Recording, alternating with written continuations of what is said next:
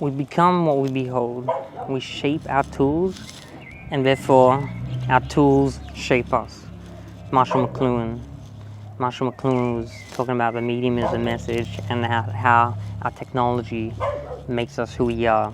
And obviously, we are living now in the most technological era of all time that has ever existed up until this point. Things are only going to get more technologically advanced every day. What this means for us is that it is taking the attention, sucking it out of ourselves as rapidly as possible in what we call the attention economy. Whereas it's very understandable that the main commodity that people buy and sell these days is attention, because that filters into all kinds of other value added exchanges between people. So this video is about what we can do in the attention economy, especially where we're living in a day and age and an attention economy where it values short form and gimmicks and quick zaps as much as possible. Art is born of attention. It's the artist's job to pay attention. Art forms are created from paying attention to reality and then interpreting them and putting them back into reality. This is obviously something that novelists do. Actors must study the craft of another person's psychology. Even musicians, they may do it less from a purely logical, analytical way, but they're filtering the emotion of reality. So it's observation of emotion on there. They'll be paying attention to their own emotionality. And a painter too, right? They're paying attention to their own emotionality. All of art is paying attention first and then filtering. Sometimes that attention may be more subconscious and it may be more immediate as well. In the case of some art forms like dancing, or maybe even impromptu painting or music, but nevertheless there is some kind of attention mode. Definitely in the creation process, sometimes the creation process is stretched out into a longer kind of brainstorming, pre-production, and establishment or actualization phase of putting everything together. Well, so we as artists, we as people who are creating, we need to pay attention to the things that are going on around us. We need to have our eyes open. We can't get too obsessed with the technological media that's going on. The TV of the era, the TikTok or the social media or whatever the current news is. Of course, it's good to kind of stay up to date and relevant with some level of collective consciousness, some level of popular culture, but we can't get too warped in that. We need, obviously, to balance ourselves between creating and consuming. And again, to be able to create, we need to be a good consumer.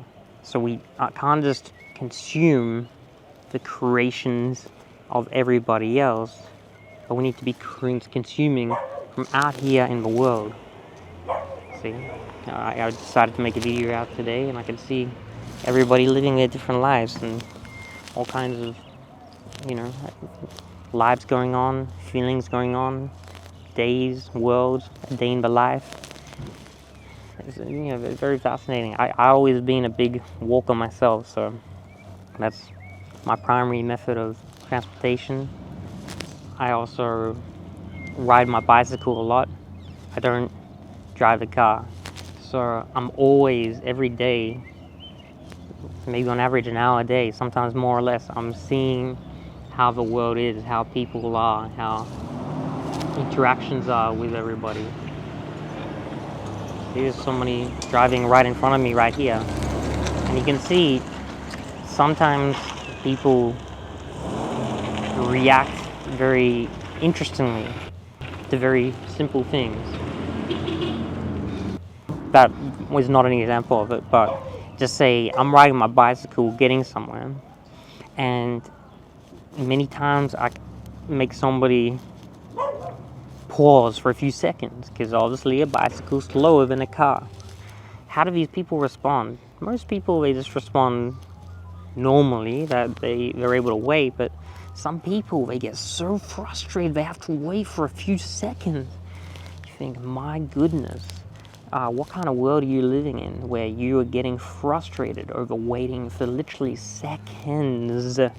So you think this is not logical. It's the manifestation of an inner deep frustration within them, whatever's going on within their life. And I would say that they have probably someone or people really upsetting them, or they may feel as if they are lacking their potential in life. Possibly. Even for that day, everything's going bad for them that day, someone may take this out on you. So it's good to see that, because also the world is a reflection in a way. We see our own faults or sins, as you might say. We see how we act, that when we get frustrated, it's usually the same kind of thing. It's not that big of a deal, you know, that we need to chill the fuck out, like that we're not taking things into proportion, you know.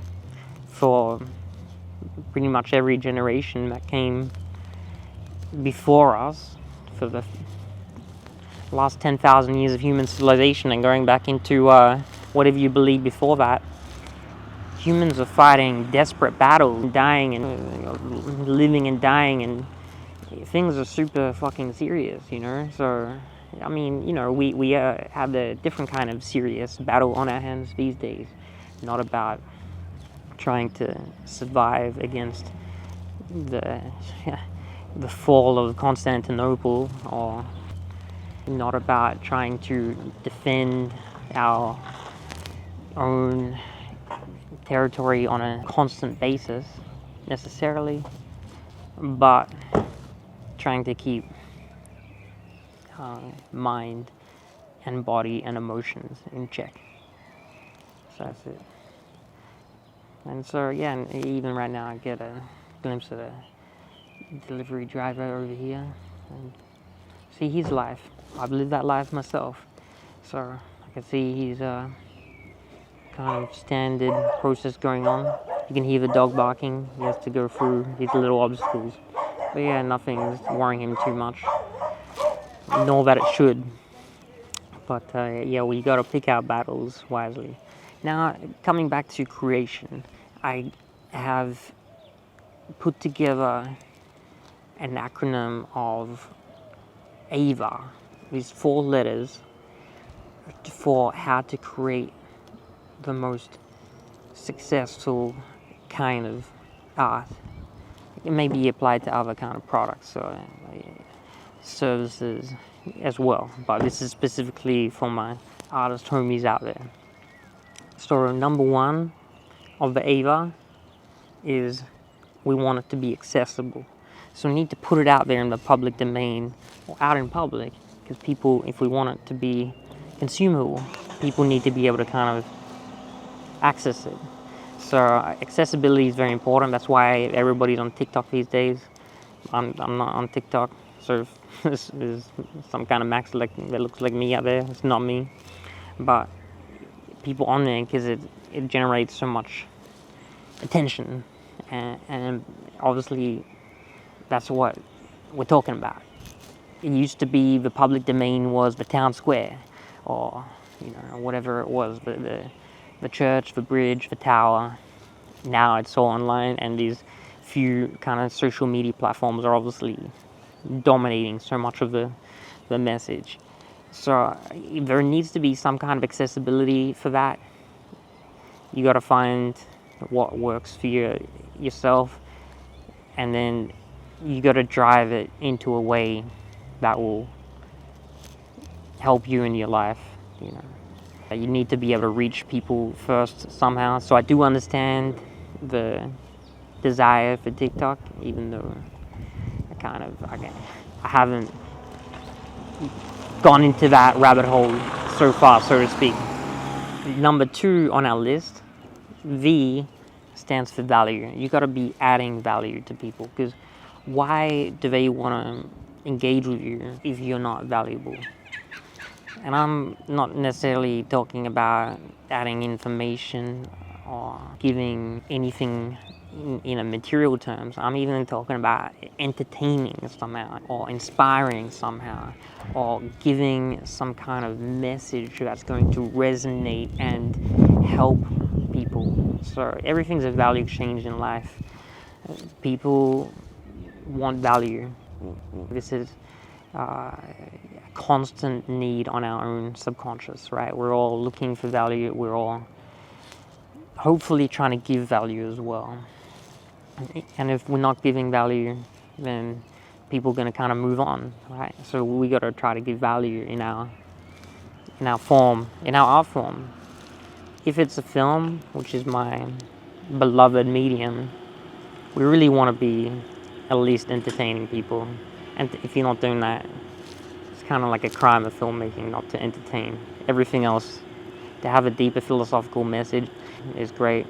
Usually there is also a moral of the story, and that compounds things to the next level, because it gives a higher level of entertainment than just purely say eye candy. It gives the ability to engage in a philosophical, psychological way of why things turned out the way they did, looking at the cause and the effect, looking at the question, the argument, and the supposed answer on display. So films are very much more engaging when they have this kind of element of moral dilemma, of a question. And then it makes it multi-dimensional as well. You have the entertainment, you have the feeling, and you have the thinking side of things as well, engaging both sides of the brain. So that's value in music.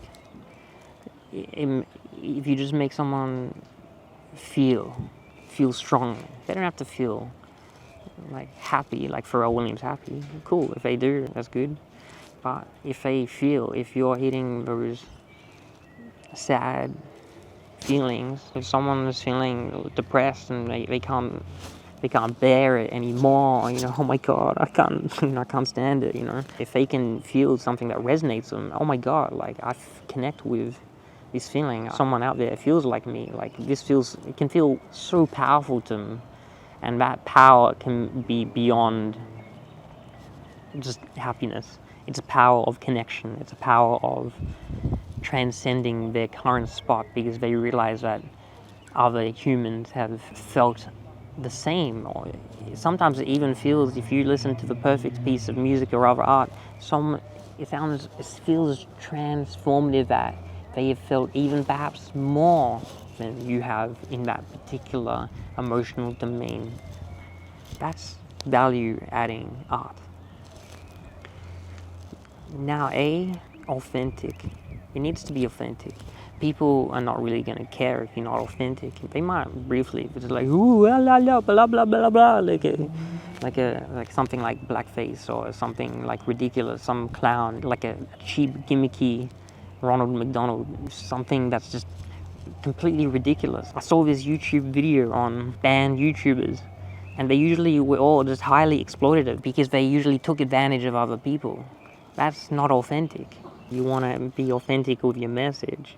It doesn't have to be serious. They say that the best humor is the humor that is based on real subjects that may actually be inappropriate to talk about because it's outside of the Overton window. So yes, like whether it's funny or serious or another kind of tone, it just has to be real. People want realness because everything these days is so, in a way, unreal, filtered and glossed over makeup and effects, right? So people are looking for authenticity. It is something that they really desire, definitely. And we all have a power of being authentic. We all we all are humans, so we know what it's like to be a human. We have felt human emotions. I'm assuming that whoever's listening to this, you're a human too. It could be AI, who knows? But assuming you're a human, yes, you have felt human, authentic emotions. So you know what it's like, and that's our value that we can, if we concentrate on that again, we can transmute that into a form that can connect to people. So now, onto the R. The R stands for relatable. It has to be relatable to people because that's how they're going to seek out, find, connect specifically to our content as creators. It has to relate to them and their life. So with the example of the music, if someone's feeling really sad, maybe they're going to be looking for sad music. If someone's feeling really funky, well, maybe they're going to be looking for funky music. If someone's like feeling really tough, they might be looking for tough music. They want to relate to what it is. You could even say maybe in this current time right now, people are taking that a little bit far with wanting to see people that look and sound and appear exactly like them on films or online or whatnot. We should be able to relate to people who are different to us as well. That's a skill we should all have, right? Sure, we all want to be relatable and we all want to relate to people who are similar to us in certain ways. And so we should understand that it's important, especially on that emotional kind of level, to understand the emotions, that connects us through art, right? So like creating these things that are going to transcend normal boundaries, right? That's why we can listen to genres of people who are from the other side of the world and different skin colors and all kinds of background, but it kind of just pulls at our heartstrings. Or we can watch a film in a whole different language and we don't know 10 words in that language, and we're like, wow, I'm in their footsteps, I'm walking by them, I feel like I'm there with that person, because the emotional relatability is there. Emotional relatability is more important than the aesthetic cues that are cover on top, because this is what makes us human, is our interior, which transcends our exterior. Although I got a deep love of animals, we are not just everyday animals. We have the ability to transcend, and we should take power of that. We're able to take the power of perceiving and observing the transcendence of other artists, and then go on and attempt to transcend ourselves, transcend our own formation of form, color, auditory, music, vocals, dance form, to the next level, to relate to other people. So that's AVA, accessibility, value adding, authentic relatability, right? We want these 4 things to be able to connect to people on a deeper level as creators. Accessible, valuable, authentic, relatable. Think about it. William James said, the greatest ability to protect against stress is the ability to choose one thought over another. And so we want that clarity of attention in ourselves to be able to choose where we focus. That is where our life goes. That our vision is not just with our own 2 eyes, it is with our 3rd eye, and it is how we are able to move through time. These 2 eyes are for the 3D world, and for 3rd eye is for the time world, to look forward in time. So where attention goes, energy flows. Where we put our attention, that is where our life will go towards. So we want to be focusing on where we want to go with our attention. One of my poet friends, Aaron Lux, I once had a conversation with him, and I asked him, because he had done a lot of poems and podcasts and written books, and I said, what do you think is the most valuable art form for yourself? And he goes, well, I'd say whichever one I put my attention into. And that made perfect sense, because whatever you put your attention into, that is what will be created. That is where you will get the returns. So you have to pick wisely, because you have to have a passion for it, and you have to have just the most basic skill, because you'll be able to develop that. But then you'll be able to kind of create from that and hopefully reach other people. Now I'll give a throwback to my favorite art form, film, and others that are similar to it about long form. I don't believe film is dying at all, like people are saying. I don't believe long form is dying. In fact, I think there is and will be a big resurgence of it, because people are craving real attention. They're craving attention in their own life, but they're also craving to give attention to something of greater meaning and power. And art has greater meaning and power because, like I said, a film has a moral. A film has its own internal value system. So when you see a film, there is meaning in the film. So by watching a film, you feel meaning in yourself. Obviously, the better the film is, the more meaning you feel. And need I say, films can be completely transformative and change people's lives. Many films have completely changed my lives. Many films have completely changed the face of this planet and millions and millions and millions of people's lives. Films have changed planet Earth. I'm putting all of my life and money on that, literally. I believe in film, but I also believe in long-form content. People do want to engage. They want to soak in something which has power, and that they will believe in the people who are creating it, who are creators, who have done their long research of months and years and decades and soaked it and fueled all of this attention of theirs into that art form. They want to soak it in. They care. They do care. So don't think that people don't care. People do have resentment to their own time spent on social media, scrolling their lives. Why else would be these terms such as doom scrolling? And why else are people migrating away from Facebook? It'll only be a matter of time before people migrate away from other social media platforms. People crave attention, right? Look at Tinder. Tinder used to be the biggest way of meeting people in the world, and like this, and now it's coming right down, you know.